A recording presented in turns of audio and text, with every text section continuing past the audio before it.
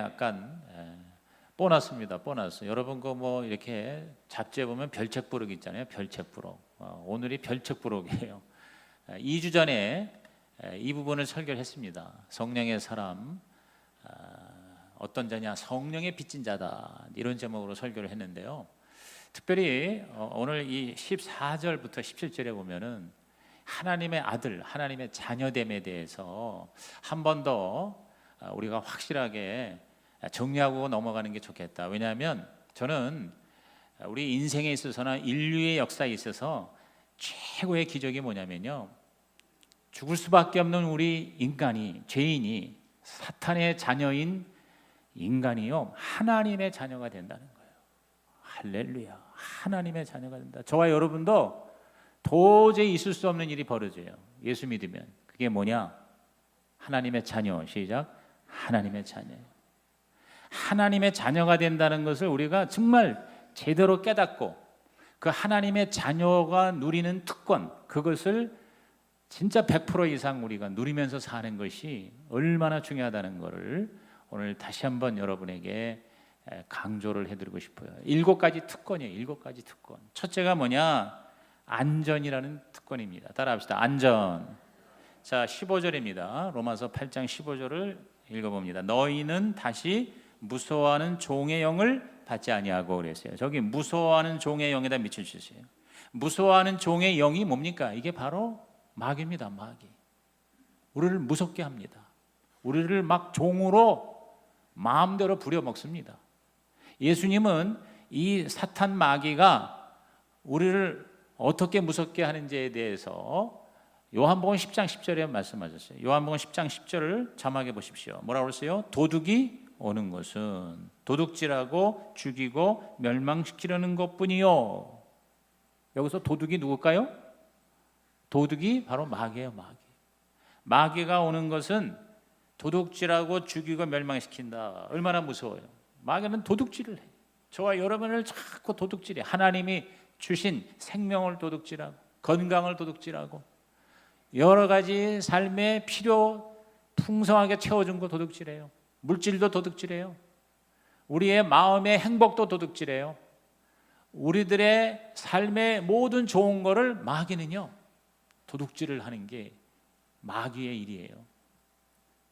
그리고 죽인다고 그랬어요. 죽인다. 그래서 결국 인간은 뭐예요? 죽음의 두려움, 죽음의 공포. 육체적인 죽음뿐만 아니라 멸망시킨다. 멸망시킨다는 게 뭐냐? 이게 바로 지옥으로 들어가는 거예요. 그러니까 이 세상에 아주 힘들게, 아프게, 괴롭게, 비참하게 살게 하고, 원래 하나님 뜻이 그게 아니에요. 인간을 만드신 하나님 뜻이 그게 아니에요. 그런데 그렇게 이 세상에서도 정말 괴롭게 살게 할 뿐만 아니라 죽게 만들고, 그리고 지옥으로 떨어지게 한다. 그런데 내가 온 것은, 내가 누굴까요? 예수님이에요. 예수님이 온 것은 생명을 얻되 더 풍성히 얻게 하려는 것이라. 할렐루야. 그러니까 이 마귀가 빼앗아간 거를 주님이 다 다시 뭐예요? 되찾아오는 거예요. 그게 구원이에요. 이 마귀의 종에 있을 때는 우리는 두려웠는데, 우리가 예수 믿고 하나님의 자녀가 되니까 그 두려움에서 해방이 되는 거예요. 여러분, 종은 항상 주인에 대해서 두려움을 갖습니다. 뭐 종까지는 안 가도 저와 여러분이 지금 현재의 삶에서도 항상 직장에서 해고될까 하는 이 두려움, 이게 점점 우리나라도 이제 현실화됩니다. 미국 같은 뭐 풍성한 나라도요, You are fired, 당신 해고야, 하루아침에 해고당할 수 있어요. 제일 두려워하는 게 뭐냐면 직장에서 쫓겨나는 거예요. 그런 거를 다 우리가 포함해서 이 경제적인 어떤 궁핍의 두려움이 있잖아요. 먹고 사는 이런 문제, 거기서 우리는 두려워합니다. 또는 우리들이 질병에 대한 두려움이 있잖아요. 질병. 이상하다. 이거 혹시 암이 아닐까? 왜? 수많은 사람이 암으로 죽고, 수많은 사람이 심장마비로 죽고, 이유를 알 수 없는 질병으로 제 수명을 다하지 못하고 이 세상을 떠납니다. 사고에 대한 두려움. 어제도 동탄에서 큰 불이 나가지고 수십 명이 사상이 일어났어요. 언제 어떻게 될지 우리는 이 안전에 대한 두려움 있습니다. 또 저와 여러분이 소외되는 두려움이 있잖아요. 사람들과의 관계에서 내가 인정 못 받을까 하는 두려움, 헤어질까 하는 두려움. 여러분, 이 두려움이 굉장히 큰 겁니다. 또 가장 큰 두려움은 뭐예요? 죽음에 대한 두려움이죠. 여러분, 이 죽음의 두려움을 어떻게 피할 수 있겠어요? 이런 모든 각종 두려움에서 우리를 자유케 하여 우리에게 안전의 특권을 주시는 하나님, 바로 저와 여러분의 하나님 아버지이신 것을 믿으시기를 주의 이름으로 축원합니다. 우리가 이 정말 하나님을 말해요, 진짜 여러분이 제대로 알면은 이 두려움에서 우선 영적으로 정서적으로 자유함을 누릴 수가 있는 거예요. 자, 여호와 이레의 하나님, 일용할 양식을 주시니까 경제적인 궁핍에서 여러분은 그 하나님을 아버지로 모시면 두려움에서 해방될 수 있는 것입니다. 여호와 라파의 하나님, 치료하시는 하나님으로 저와 여러분은 질병에 대한 두려움을 이기시기를 바랍니다. 또 여호와 샬롬, 뭐예요? 우리에게 평화를 주시고 모든 인간관계에서 참 평강을 주세요. 또 여호와 니시, 승리케 하세요. 여호와 시드케누, 우리의 의가 되셔서 저와 여러분의 죽음까지도 정복하시는 하나님, 그 하나님의 아들이다, 딸이다. 할렐루야. 여러분, 그 의식만 가지고도, 믿음만 가지고도 여러분은요 두려움을 이기는 자가 되시기를 주의 이름으로 축복합니다. 하나님 우리에게 주시는 두려워하는 마음이 아니라 그러세요. 능력과 사랑과 근신하는 마음이라고 사도 바울이 디모데서에서 말씀했습니다. 여러분, 아버지가, 엄마가 우리를 안아줄 때 그 자녀들이, 그 아기들이 얼마나 안전합니까? 얼마나 편안합니까? 우리 어린아이들에게는 아버지가 최고의 안전 아니겠습니까? 저는 아버지에 대한 추억이 몇 가지가 있어요. 어렸을 때 힘들고 가난하고 어려웠을 때지만 아버지가 나를 안아주시고, 특히 내가 아버지 등에 엎인 적이 있어요.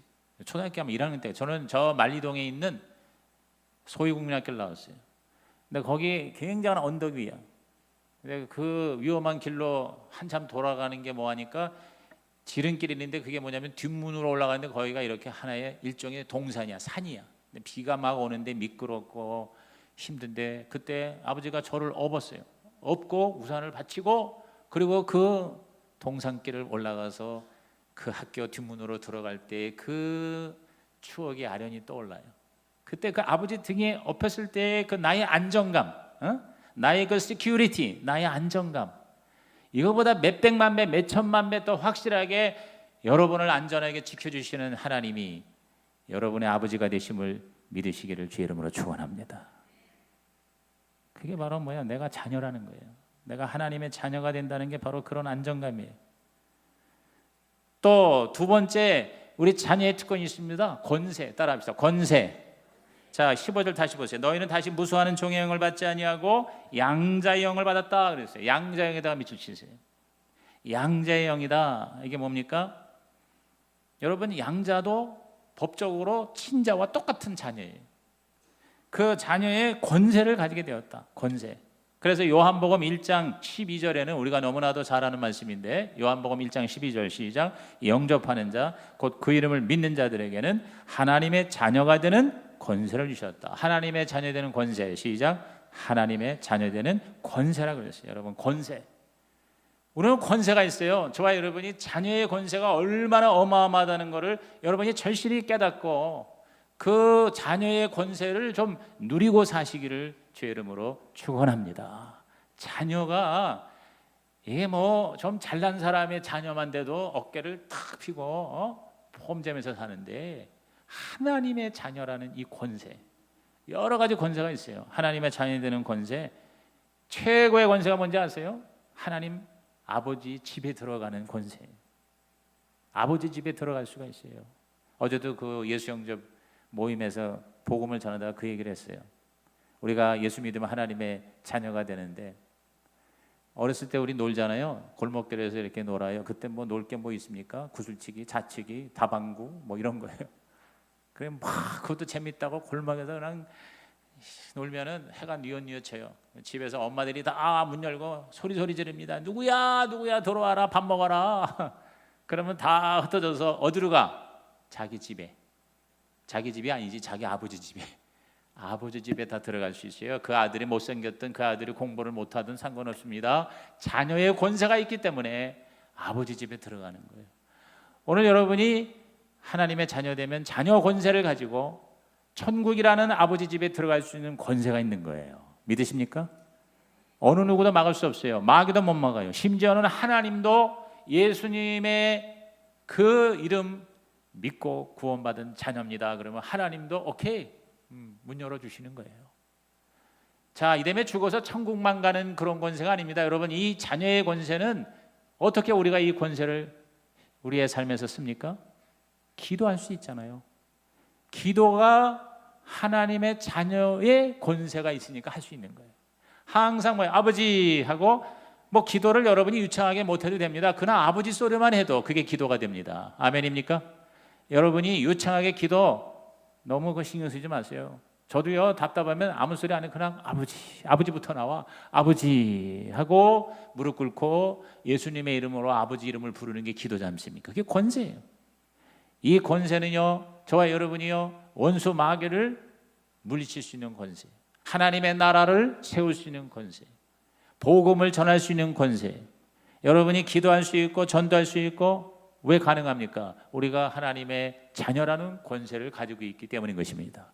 근데 이 권세가 있는 걸 모르고 이 권세를 쓰지도 못하고 이 권세로 하나님이 우리에게 주신 진짜 하나님의 자녀답게 살 수 있는 삶을 살지 못한다면 여러분 얼마나 억울합니까? 여러분, 하나님의 자녀의 권세를 깨닫고 쓰시기를 주님의 이름으로 축원합니다. 예수님의 위치가 우리의 위치를 결정하는 거예요.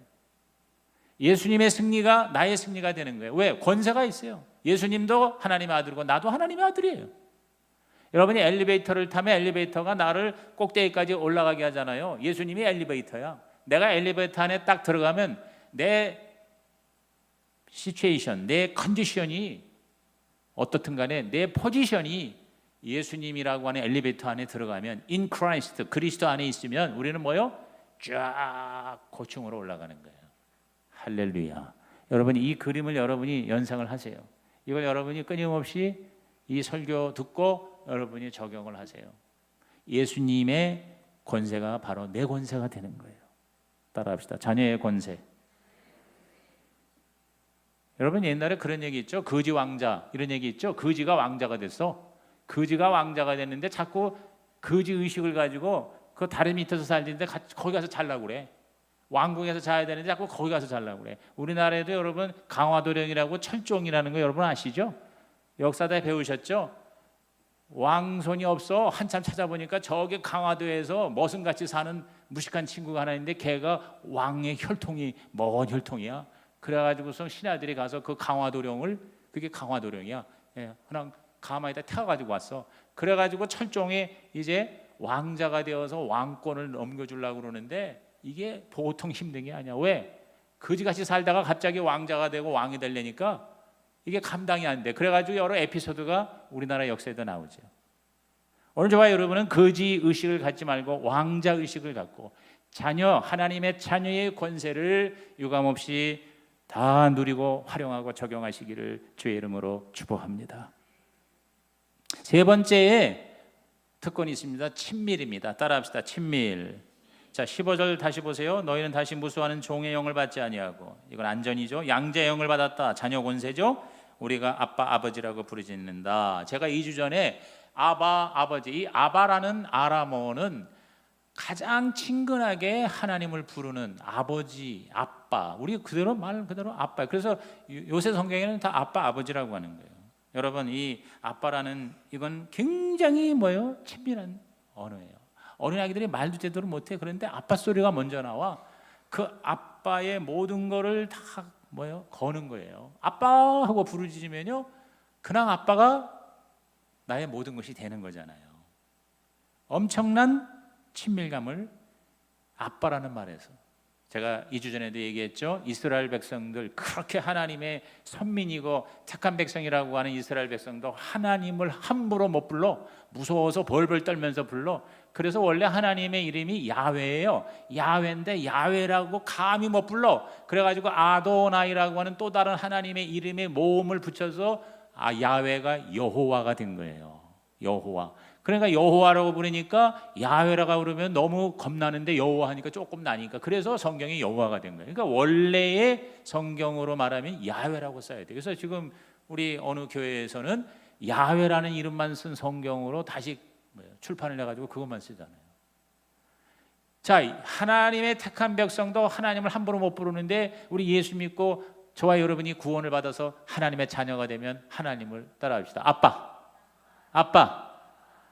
실제로 그렇게 부르라는 거예요. 하나님 보고 아빠라고 부르는 거예요. 쉽지 않지만 한번 해보세요. 아빠, 아빠. 사실은 우리가 좀 나이를 먹어가면서 좀 점잖을 떨면은요, 어렸을 때는 아빠라고 그러는데 점점 아빠라는 소리가 없어지고 아버지, 아버지가 더 올라가면 아버님 이렇게 됩니다. 그게 저도 이제 환갑 넘어서 우리 아버지 보고 아빠 이러는 거 조금 좀 이상하더라고. 그러나 아버지, 그리고 좀 이제 존경한다 그러면 아버님 그러는데 사실은 친밀도에 의하면 아빠 하는 거예요. 아빠. 내가 60 넘어 70이 돼도 우리 아버지 계시면 아빠 이렇게 얘기하는 그 친밀감. 제가 이제 우리 손주 얘기를 좀 할게요. 이제 우리 손주가 이제 작은 딸의 딸이 혜은이야. 혜은이. 이름 얘기하면 기도해 주실까? 근데 혜은인데 얘가 지금 3살 이제 넘어갔는데 그래서 이제 둘째가 태어난 거 아니에요. 그래서 지 엄마가 좀 갔는데 이 혜은이가 말이에요. 이렇게 영상으로 통화를 할 때마다 아니 수없이 받고 내가 안아줬고 말이에요. 옛날에 가기도 했고 여기 오기도 했는데 항상 낯선 사람 쳐다보시 나를 이렇게 빤히 쳐다봐. 옆에서 자꾸 지 엄마가 할아버지야 할아버지야 그래도 입을 떡 다물고 이러고 쳐다보는 거야. 얘가 때려주고 싶어. 근데 우리 첫째 딸의 둘째가 이제 서희야. 서희. 얘는 지금 1년 한 4개월 5개월 됐어요. 얘는요 돌되기 전부터 전화만 하면 그냥 막 달려들어. 그냥 그 전화기 속으로 들어오려고 그래. 그러면서 뭐 막 뭐라고 하는 거야. 할아버지 소리가 안 나오니까 뭐 하하하 뭐 그러면서 그렇게 반가워하고 그다음에 막 내 안으로 막 전화 통해서 들어오려고 그래. 그러니까 그렇게 이쁜 거야. 이뻐가지고 내가 우리 혜은이한테 한 번 전화하면 서희한테는 5번 전화해요. 거기서 내가 뭘 깨달았냐면 우리가 하나님과의 관계도 이와 같다. 하나님에 대해서 친밀감을 갖는 이 권세를 우리가 써야 되는데 항상 하나님은 구만리장천에 멀리 있는 좀 이렇게 접근하기가 어려운 내가 비상사태나 터져야 하나님하고 부르는 그런 관계가 되지 말고 매일 그냥 하나님이 보고 싶어서 아버지, 아빠, 아버지 이렇게 여러분 하나님하고 친해지는 그러한 아름다운 은혜가 있기를 주의 이름으로 축복합니다. 하나님하고 사귀어야 돼요. 자, 요한일서 1장 3절 다 같이 읽어볼까요? 우리가 보고 들은 바를 너희에게도 전함은 너희로 우리와 사귐이 있게 하려 함이니 우리의 사귐은 아버지와 그의 아들 예수 그리스도와 더불어 누림이라 그랬어요. 사귐이라 사귐, 펠로우십. 우리가 이렇게 서로 사랑하고 사귀고 그리고 친밀해야 되는 거예요. 여러분 이 안다, 내가 당신을 안다, 내가 하나님을 안다는 이 안다는 말이요 지식적으로 하는 게 아니에요. 교리적으로 하는 게 아니에요. 체험적으로. 야다라는 이 히브리어 안다는 말은요 부부가 함께 사는 거예요. 부부가 함께 잠을 자는 거예요. 그런 의미로 친밀한 거예요. 제가 올해로 38주년입니다. 결혼인. 그런데 지난 2월 1일 날 하도 이제 둘째가 애 낳고 너무 힘들어해서 사실은 작년 말에 가야 되는데 이제 조금 있으면 100일이 돼요. 그래서 마음 먹고 이제 보냈어요. 그래서 이제 한 2달 작정하고 이제 간 겁니다. 이제 거기 가서 있다가 이제 큰 딸네 애틀란타에 갔다가 이제 함께 들어와요. 우리 가족이 그 첫째네 가족하고 함께 이제 들어오도록 되어 있는데 내 지금 생애에 38년 동안 같이 살면서 2달이 떨어져 있기는 지금 처음이야. 근데 아직은 잘 모르겠어요. 이제 아직 일주일이 안 됐어요. 우리 집 사람도 아마 거기 가서 시차 극복하느라고 뭐 또 애들 만나니까 신나니까 아마 남편은 생각도 안 할 거예요. 그런데 제가 무슨 얘기를 하는 거 아니? 내가 우리 집 사람이 없는 가운데 이렇게 가만히 보니까 나를 가장 잘 아는 사람이 누굴까? 여러분 우리 김미량 사모예요. 그렇잖아요. 38년을, 그전에도 연애를 4년 했지만 38년을 내가 같이 먹고 자고 같이 살고 지지고 볶고 싸우고, 그러니까 뭐예요? 모든 거를 나의 가장 내면적인 거를 우리 집사람보다 더 잘할 수 있는 사람이 누가 있겠어요? 그게 바로 안다는 거예요. 그 야다의 야다. 하나님을 우리가 안다, 하나님을 우리가 관계를 맺는다는 게 바로 그와 같은 차원의 알미라는 거예요. 여러분이 하나님의 자녀라면 하나님과의 친밀도가 갈수록 깊어지시기를 주님의 이름으로 축복합니다. 네 번째, 우리 하나님 자녀의 특권은 확신입니다. 따라합시다. 확신. 자, 16절 볼까요? 성령이 친히 우리 영과 더불어 우리가 하나님의 자녀인 것을 증언하신다 그랬어요. 여러분, 우리가 하나님의 자녀라는 것을, 내가 구원받았다는 것을 내가 어떻게 해요? 내 스스로도 확신할 수 있어요. 왜? 내가 예수님 만났으니까. 그런데 그거를 더블 컨펌을 해주는단 말이에요. 그게 바로 성령님이에요. 성령님이 증언해 주신다. 여기서 증언한다는 마르티로라고 하는 단어는 마르투스, 순교한다는 단어와 어원이 같아요. 즉 순교하는 게 뭡니까? 목숨을 걸고 우리를 변호해 주고 증언해 주는 거예요. 법정에서 기소를 당했는데 불리한 증거, 유리한 증거를 지금 피고가 받고 있어요. 그런데 갑자기 새로운 결정적인 증인이 나타났어요. 그 증인이 제가 그 자리에 있었는데 피고는 범죄 현장에 없었습니다. 피고는 무죄입니다. 그래서 무죄 판결을 확정받게 하는 결정적인 증인이 바로 뭐냐? 성령님이에요. 성령님이 저와 여러분에게 오셔서 우리가 하나님의 자녀인 것을 친히 증언해 주신다는 것입니다. 믿으시면 아멘 하시기 바랍니다. 이러한 하나님의 확증이 우리 자녀에게 있는 거예요. 얼마나 엄청난 권세입니까? 누가 뭐라 그러다 마귀가 참소해도 소용없어. 왜? 성령님이 증언해 주세요. 그러니까 내가 예수님을 믿어서 구원의 확신을 갖는 것 플러스 성령님의 증언, 증거, 그럴 때 하나님의 자녀로서 완벽한 구원의 확신을 얻게 되는 겁니다. 그래서 여러분이요, 도대체 교회 오면 구원받은 것 같은데 교회 밖에 나가면 구원 못 받은 거, 이런 사람이 성령 받아야 돼. 성령을 받으면 성령 세례의 가장 큰 프리미엄은 뭐 방언하고 이런 것도 우리에게 좋지만 내가요 구원받았다는 확신, 오늘 죽어도 천국 갈 수 있다고 하는 자녀에 대한 확신을 성령 받으면은 부인할래 부인할 수가 없게 됩니다. 여러분이 바로 그러한 하나님의 확신이 있는, 증언이 있는, 그래서 내가 가장 중요한 증거가 뭐냐면 내 안에 예수님이 계시냐 그 말이에요. 구원의 필요 충분 조건은 바로 아들이 내 안에 있느냐 없느냐로 결정이 되는 거예요. 요한일서 5장 11절에서 12절입니다. 우리 다 같이 읽어봅니다. 또 증거는 이것이니 하나님이 우리에게 영생을 주신 것과 이 생명이 그의 아들 안에 있는 그것이라. 아들이 있는 자에게는 생명이 있고 하나님의 아들이 없는 자에게는 생명이 없느니라 그랬어요. 아들이 내 안에 있느냐? 아들이 뭐 2000년 전에 예수님이 내 안에 지금 어떻게 들어올 수 있어요? 근데 들어오는 게 뭐예요? 성령님이에요. 성령님이 내 안에 들어오시면 아들이 내 안에 있고, 그러면 나는 구원을 받았고 나는 하나님의 생명이 있다는 것입니다. 그러니까 저는 이렇게 생각해요. 세 가지가 저와 여러분에게 확실해야 돼. 첫째가 뭐냐면 예수님을 나의 구주로 영접해야 돼. 아들이신 성자.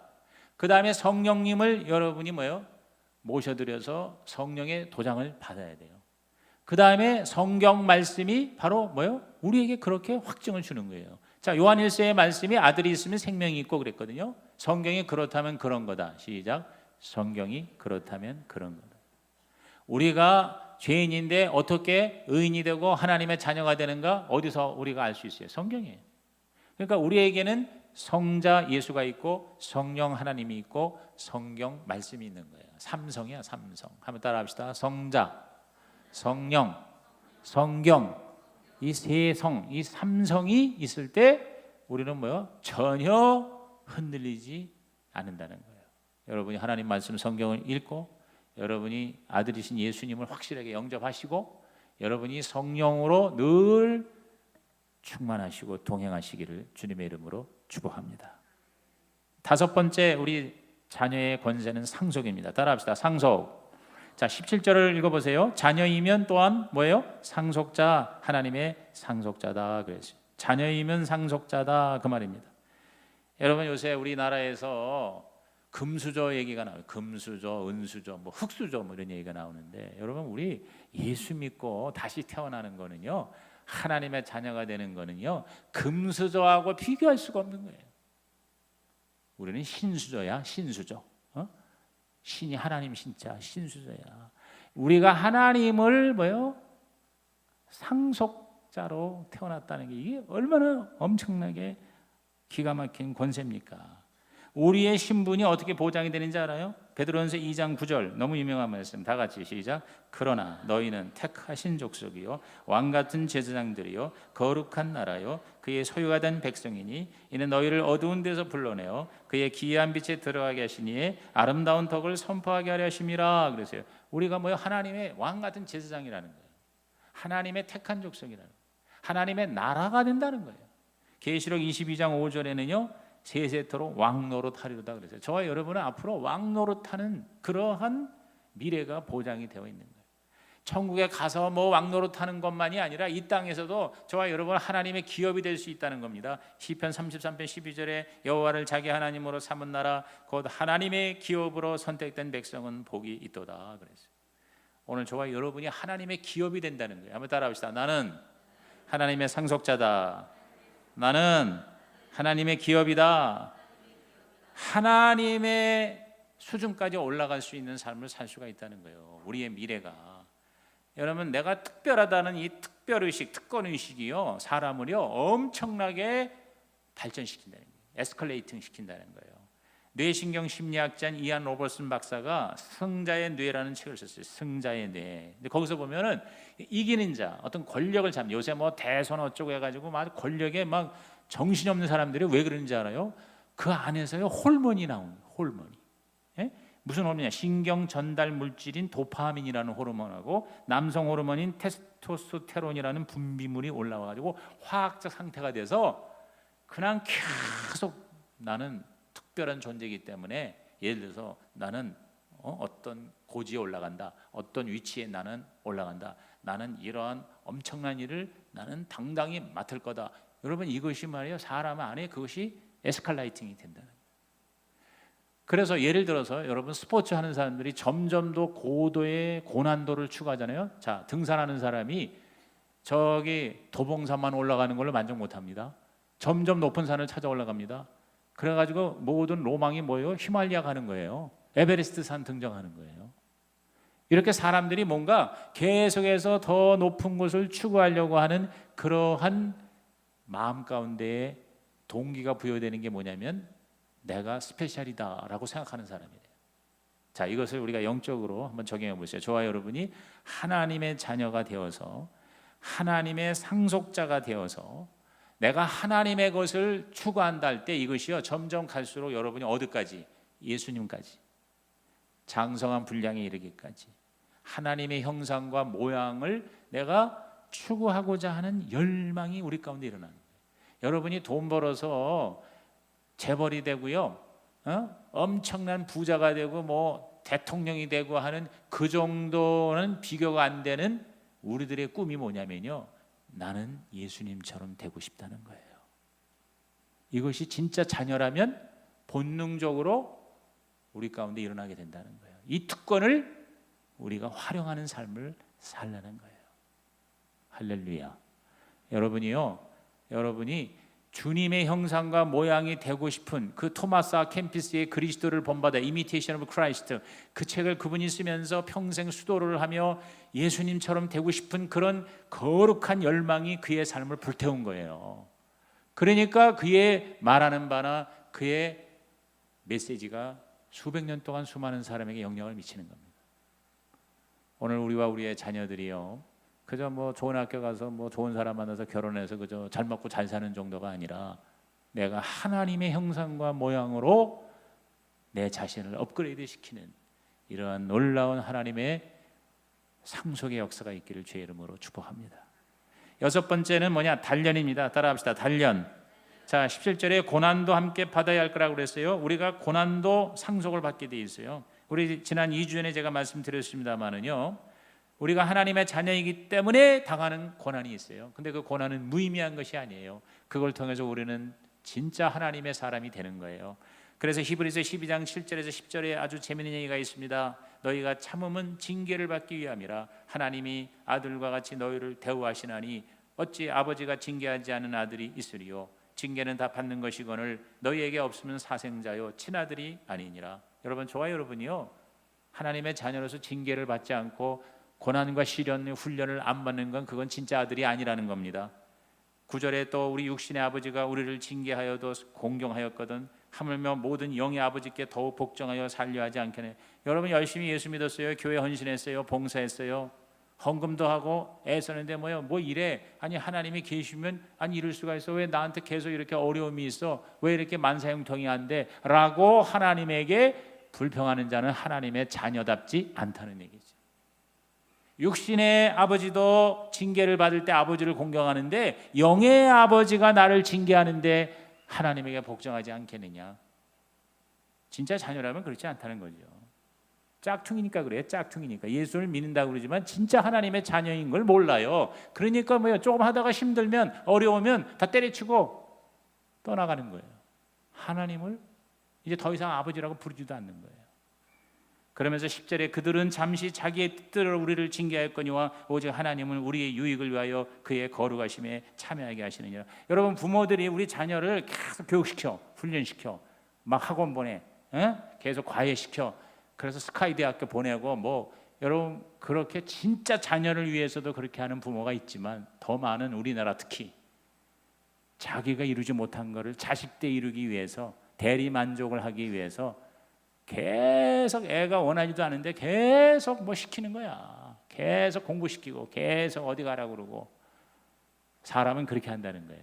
그런데 여기 성경에 뭐라 그랬어요? 하나님은 당신의 유익을 위해서가 아니라 저와 여러분의 유익을 위해서 징계하시고 훈련하신다는 것입니다. 할렐루야. 이게 바로 하나님의 말씀인 것이죠. 여러분이 그 하나님의 징계를 우리가 단련으로 받아들이자는. 마지막 7번째가 모방입니다. 따라합시다. 모방이라는 게 뭐냐면 닮아간다는 거죠. 자, 17절에 그와 함께 영광을 받기 위하여 그랬어요. 그와 함께가 뭐예요? 예수님과 함께. 예수님의 모양을, 형상을 내가 닮아간다는 거예요. 29절은 정확히 얘기하고 있어요. 하나님이 미리 아신 자들을 또한 그 아들의 형상을 본받게 하기 위하여 그랬어요. 그 아들의 형상을 본받게 하기 위하여 밑줄 치세요.